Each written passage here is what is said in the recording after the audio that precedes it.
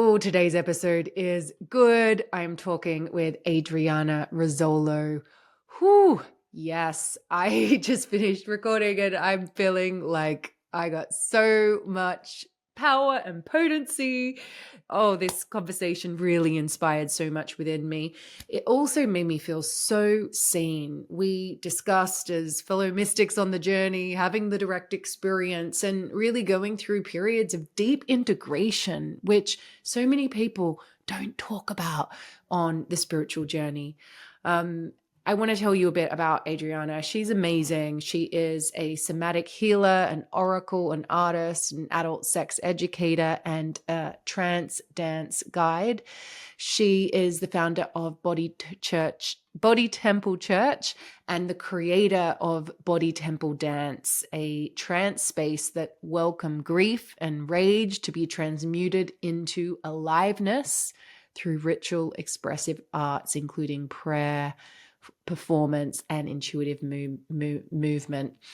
I think you're going to love this episode. If you're a mystic, if you're someone who has had awakening experiences and big integration periods, I think you're going to love it. Join us, get yourself a cup of tea, and enjoy. So you're just back from south of France, and you seem like a hardcore pilgrim. I don't believe it myself. Have you been on pilgrimage since forever, or tell me when you first heard the call?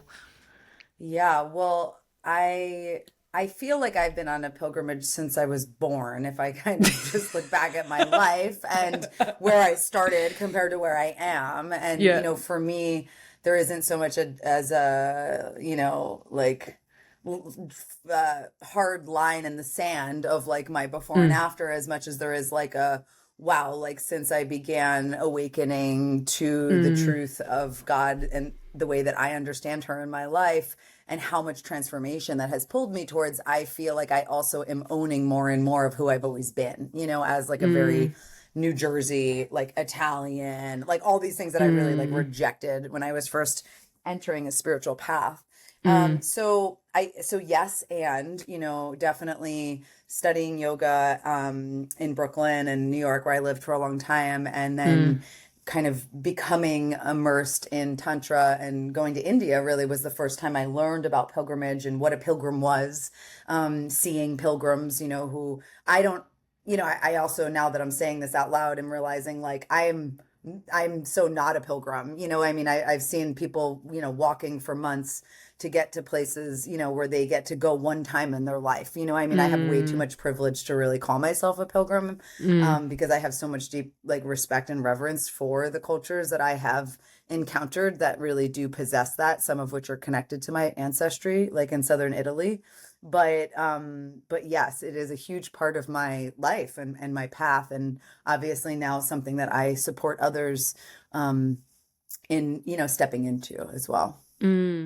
And so you were just in the south of France. Is that like, have you been there a few times? Is this your first time? No, I mean, I had been called to the Magdalene Caves many times over the past 10 years, and two times I was supposed to go. One time with a teacher, Parvati Bal, her name is, and it got canceled because her mother died. And then another teacher I was studying with, I was supposed to go, and then that got canceled. And so it just like kept getting canceled. And I have taught in Paris quite a bit, and so was just kind of feeling the pull to go there. And one of our teachers, a person that teaches Body Temple Dance, which is what we share, lives in Paris. And when we were trying to put it together, it just like wasn't flowing, and you're like, obviously when you're following the call, you're not just like doing what you want, you're just like listening to the goddess, which is actually a lot more about not getting what you want than what you want, in my experience. But that's how we stay humble and connected to like the fucking real suffering that we're here to hold space for.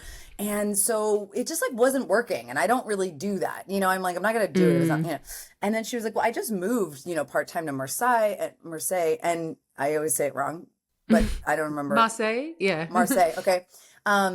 Marseille. And so she was like, do you want to, see about coming here? And I was like, oh. And I was like, that's really close to Magdalene Cave, and it was my 43rd birthday, and I have such an intensity around my Mm. birthday because my dad died when I was 24, and we buried him on my 25th birthday. So my Wow. birthday for the past 18 years was always this like grief, Mm. death, rebirth portal that Mm. you know, now is really a marker for my healing, but also has a lot of intensity around it. And I don't do well Mm. around like my family and my partner. You know, I'm a little bit like the neediest Mm. child like in the world, which doesn't usually work out well for like the closest people to me. I'm It's not like like my full expressed adult self, you know, I'm like, help me, you know, so it only really works with God, right? it's like it reminds me of I'm so not like I like Taylor Swift music, but I don't think I've ever quoted her before. But I love the Yeah. line when she says, "I'm so depressed, it's like it's my birthday." Yes, exactly, exactly. And I'm also like have gone on the path and the journey of sobriety Mm-hmm. for, you know, it's good. It's like, I don't know how many years, 12 or 13. I can't remember Mm. in this moment, 2012, 2012, what year is it? 12, 13, 14, 15, 13 years. Okay. Congrats. And so it's also that it becomes like extra where you're like, Yeah, yeah, because it's the yeah. same thing with that where your inner child shit like comes up, you know, on your birthday. So Mm. anyway, I was just like, I'm not doing this again. We're like, you know what I mean? I'm like going on pilgrimage, and then it just kind of all aligned. And there was this Mm. Black Madonna in Marseille that we went to that was so powerful and Mm. so moving, and you know, just so grateful that you know that it she really called us, you know, and I got to Mm. go and experience it, but also in a way that I really enjoy, which is holding space for others and their direct experience of her Mm. and of the divine, of their own ability to listen, you know, to that oracular calling, you know, and really tuning in and tapping in with that. Mm. Yeah, it's so interesting with like places that you're called to. So south of France, I definitely was called, but it was like I thought I was gonna go, but it's like the invitation just like was Yeah. there, but it wasn't. The door wasn't open. The door wasn't open, and then it's like the door is open. Go now. Yeah. It's like literally 24 hours later, I'm there, Wow. and I'm like, Wow. I didn't even like. I'm a Virgo. I'm Scorpio rising though, Aries moon, Yeah. and so I'm Uh-huh. like. I didn't plan a freaking thing. I don't like it makes no sense, but I just literally rocked up. I didn't know where I was going. I'm like, I'm going to the cave. I didn't know where it was, Wow. but yeah, ended up Yeah. finding It's it. also not easy to find, like the It's cave not, no, cave. I don't, it's really not easy to find. Yeah.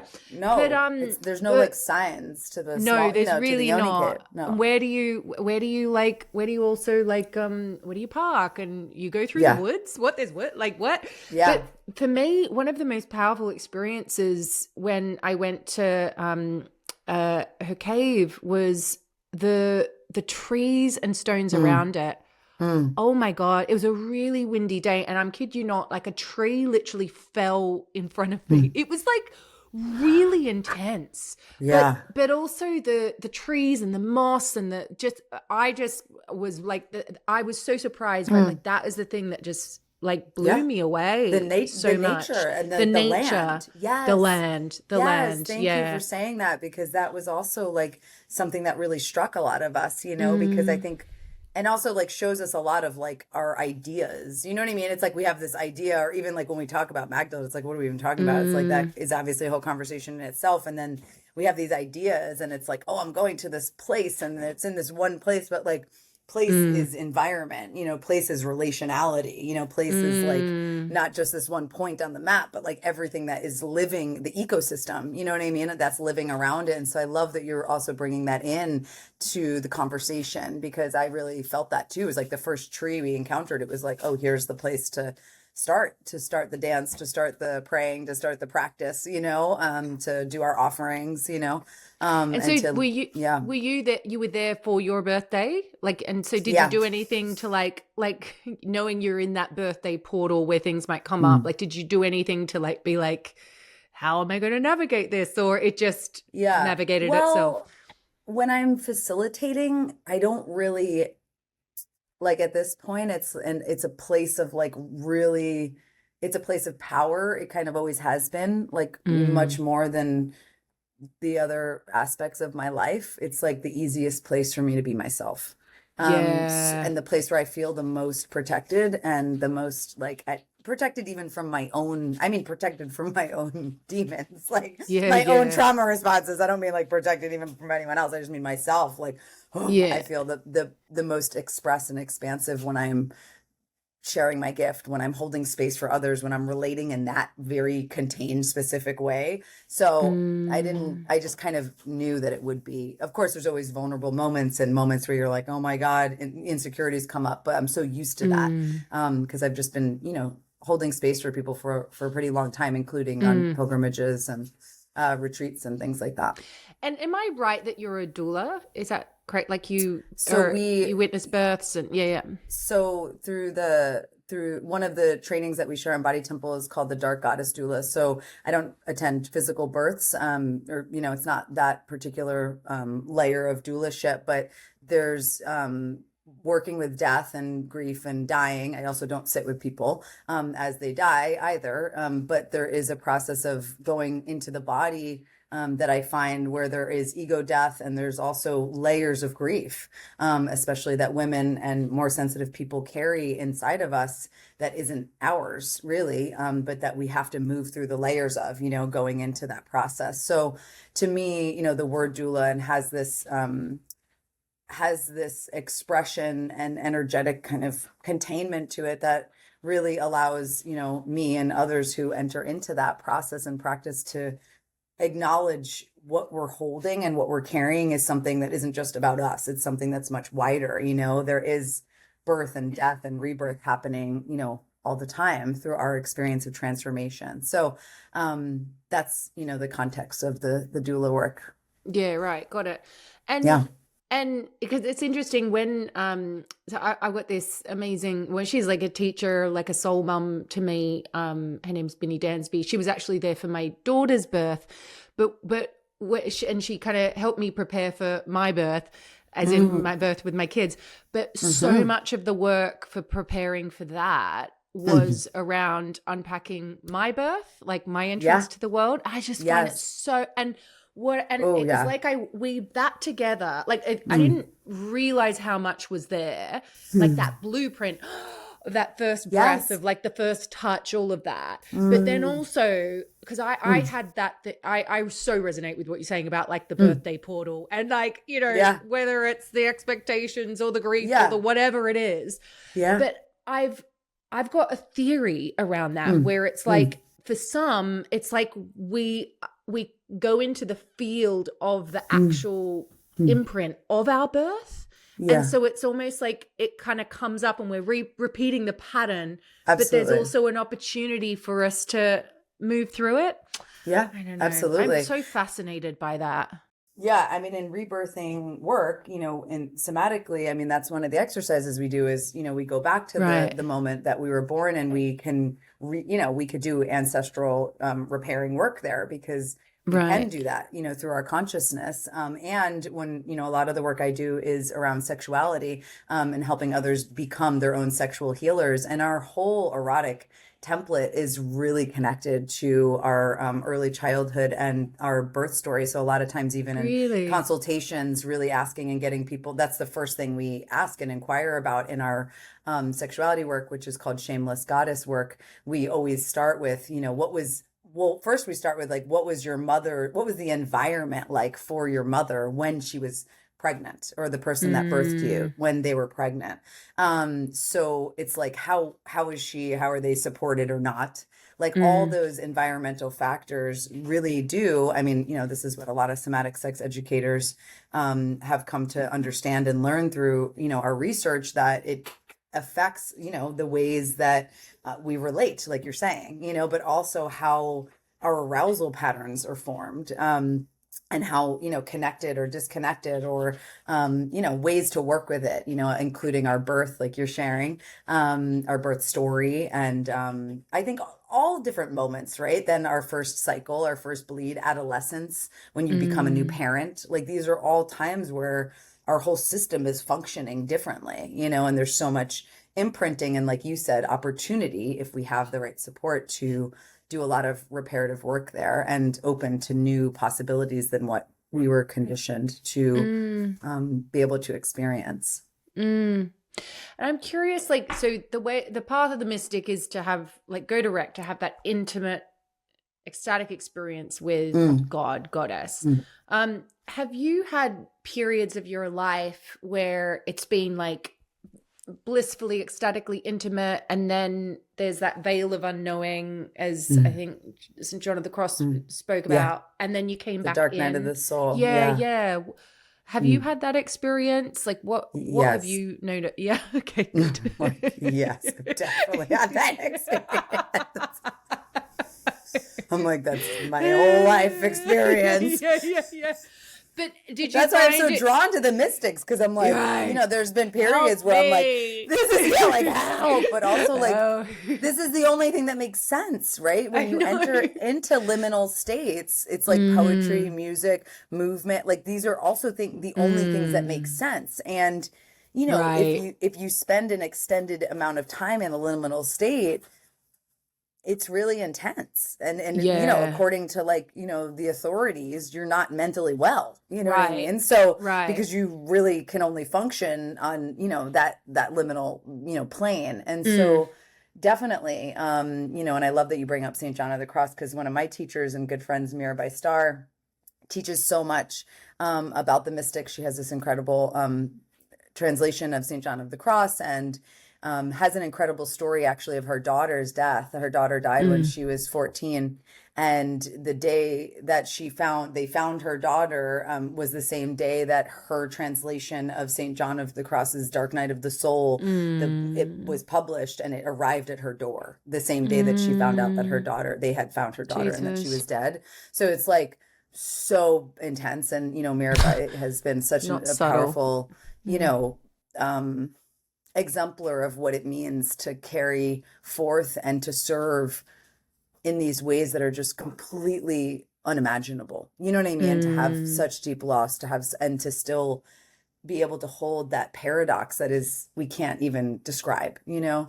mm, So my own experience of that really came through a pilgrimage I was on in India, and some of the places where we still visit every year when we go. And I had an experience on this particular mountain that it was really, they say it's the mountain where Hanuman, the god of devotion and service, was born, or one of the places. mm, There's lots of places in India, I think they say mm, that, but this is mm, one of them. And on this mountain, about like 2/3 of the way up and all the way at the top, the temples are actually to his mom.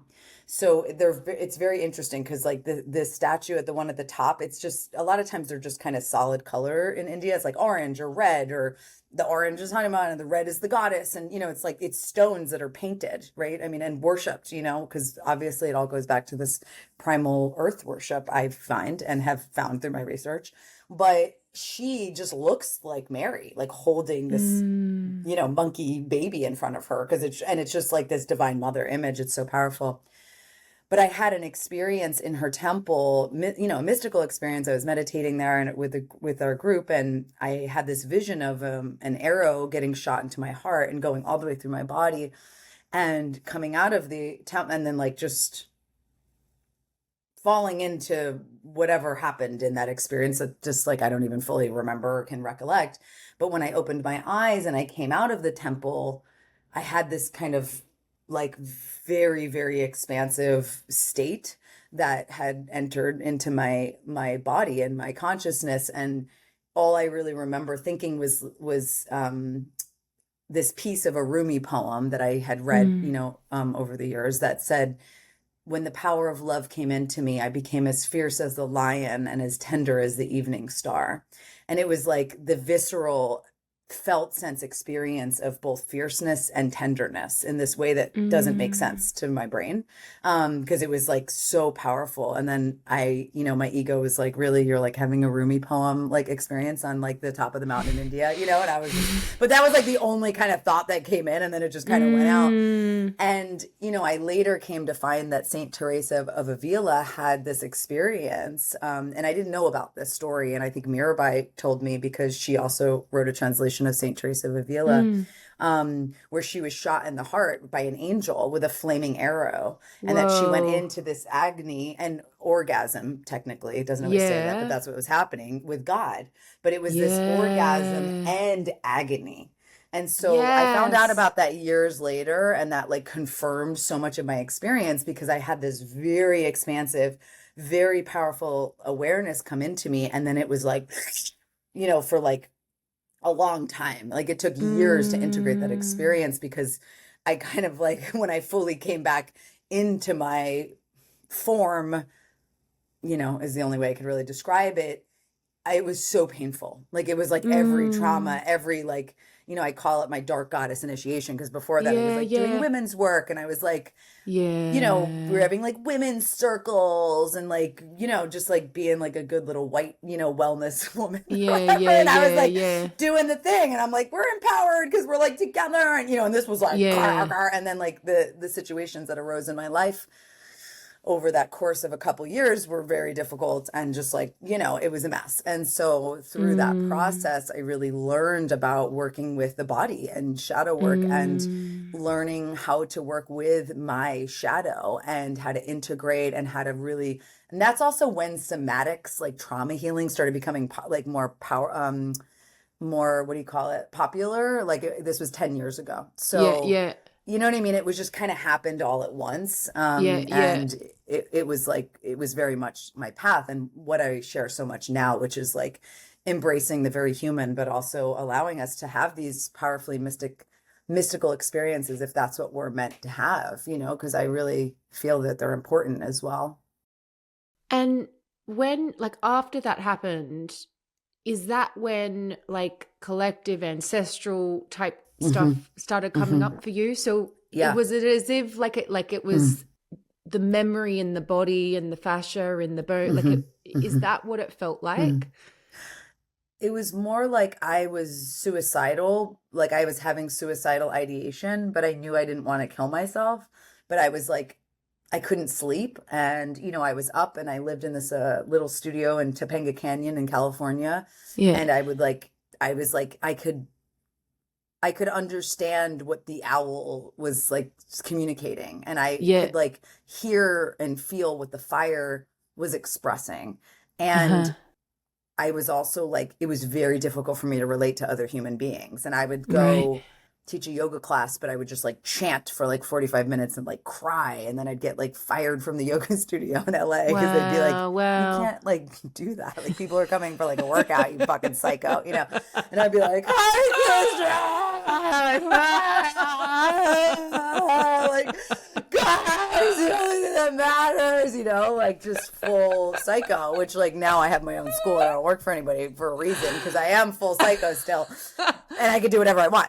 But like back then, it was like people were like, "You literally, can't, you're not even supposed to chant Om." You know what I mean? And I would be like, "Oh," like Mm. bringing my harmonium, like being a total maniac. So it was like ancestral trauma had arose, but really came through these lens of, I have a lot of addiction. My dad was an addict. There's a lot of suicide, like really gnarly suicide in my Mm. family.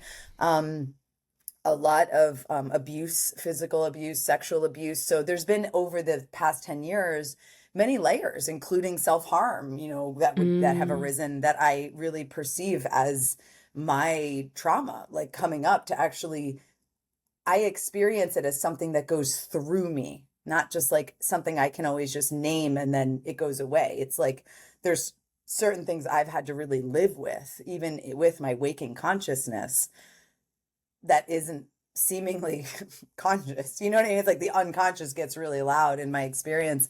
And then it's mostly the good support I have in my life to be able to move through that. That helps me learn that, the more safe I become in my nervous system to love and to really Mm. access liberation, obviously not just for me, but for others and for the collective in the ways that I feel like I'm here to do. It doesn't mean that I necessarily feel good all the time, or but I do also have a strong current of flow and energy, that I feel like that experience, once I started integrating it, I've had access to. I don't take it for granted. It could go away, but I'm pretty I'm pretty stoked, to be alive, and I have a lot of inspiration, and it's there for me like almost all the time, you know, even when I'm tired and lying on the couch and just like vegging out, like watching RuPaul's Drag Race or whatever. I'm like, this is so inspiring, you know, like it's never ending. I'm just like, I love everything so much, and I don't take it for granted because like I know I'm gonna die, and so are you, and like, holy shit, we need to like honor that, you know. And was it like a because you use the word integration, which like can seem like small, but is like a fucking huge thing. Was it like I hear that it was intense, so I really, really hear that. But over the however long it took, 10 years, 2 years, 1 year, 7 years, whatever, was it like a general tapering down, or was it like intense and then fine? This is a good question. I like this question. I like your interest in the experience also, because I feel like very interested in people's, and I feel very interested in other people's mystical experience and helping them like hold space for it. We need to talk about it so we can figure it out. No, it's so nice. Because previously we would have been crazy. It's like, it's exactly. so important. It's so important. And even like with the Magdalene pilgrimages, like there's so many things I could share about her and this and that and the history and this and that. But I'm also just like, it was so nice for me to bring a group and just be like, the main thing that I've received from her is your direct experience. Yeah. And that's like, she gives me the message of like, this isn't about me. This is about the direct experience and what it feels like and what it's like. And that's what I get to hold space for others for. So it's really nice for you to ask me these questions that I'm always like hounding other people for. I love it. I love it. But I think it was definitely like a heightened experience initially that in a way kind of like as it integrated over the past 10 years, like it definitely stabilized. And then there were like, once I entered into a relationship, then there was like a new layer that came up that was also quite intense. That wasn't like, it wasn't just like a steady, you know what I mean? It was definitely like, whoa, here's this like layer of trauma that like really needs to be worked with in order for me to have the capacity to be in the kind of relationship with a person that I want to be in romantically and sexually, you know, and have as much health as I really desire, given what I have to work with in my body. There was a big integration there also. So it definitely feels like, and I think what they say, like in traditional Kundalini and working with Kundalini Shakti, which is that living feminine energy inside of all of us that does help us, you know, heal and awaken to that power within. It's like our consciousness could expand in a radical way, or even these days, it's not that hard. People do plant medicine. Every fucking meditation is available online. You know what I mean? Like, but it's like, our consciousness can expand and then over time with the right support, right, that stabilizes. And then it's not like that consciousness isn't still there. It's just we start perceiving reality through it in a way that it kind of, it integrates, it stabilizes, it normalizes. And that becomes that next layer of how we perceive ourselves in the world, right? And so obviously this journey is so unique for every person. It's so different. But I do think that there is a stabilization. And in my experience, it does require support. Like I would have never made it if it wasn't for like my depth psychologist, learning about somatic healing, learning about somatic sex education. Because for me, it was a lot about sexuality. It was a lot of sexual trauma that came up, you know, and I was like, you know, I was already in recovery, but then I was like going to like Love and Sex Anonymous. And I was just like, what do I do? Like, I was just like a walking orgasm, you know, and they're like, oh, maybe don't have sex with anybody for like 3 months. And I was like, okay, like, how do I do that? And then I didn't. I was like celibate for almost 1.5 years. Like it began as a thing of like, I need to contain this energy because it's fucking, I'm like, it's going to burn everything down. And then after a while, it just kind of like, that's just what the goddess was offering me, which was very, you know, I was just like, okay, I'm done with the celibacy universe. But then it was like, weirdly, because I was always like the biggest slut, it like all of a sudden was like, nobody was there. I was like, what's going on? I was just like in this intense isolation now. Yeah, totally. And I was just like having all this like sexual, you know, awakening. But part of it was also just because that's the part that was so deeply shut down that it was like then it became like hyper Mm, aroused, as a way to like integrate. And so learning how to wield and how to, channel and how to work with that and command it, which isn't just sexual energy, actually. It is our mm, creative force, it is our life force, it's our desire, our ability to connect to our belonging. So, but mm, that again took a lot of, and continues to. I mean, it's an ongoing mm, journey of working with, what's here now, and not discounting what mm. that is, which is a very vulnerable, and courageous thing to do, because we all carry a lot of shame and trauma and pain and suffering. And then we also have this luminous, radiant, soul that's within us that we have Mm, access to both, or we can have access to both. So it's always quite intense and wild, I think. mm, mm. Oh my gosh, I feel like I could just keep talking to you forever, but I'm conscious that we don't want the episode to go forever. I know, And I'm so glad we got to connect. Like, I have been feeling you so much, like, over this time.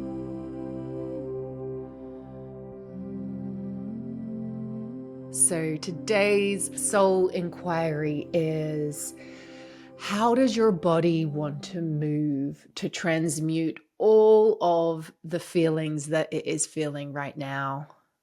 How does your body want to move to transmute all of the feelings that you are feeling now?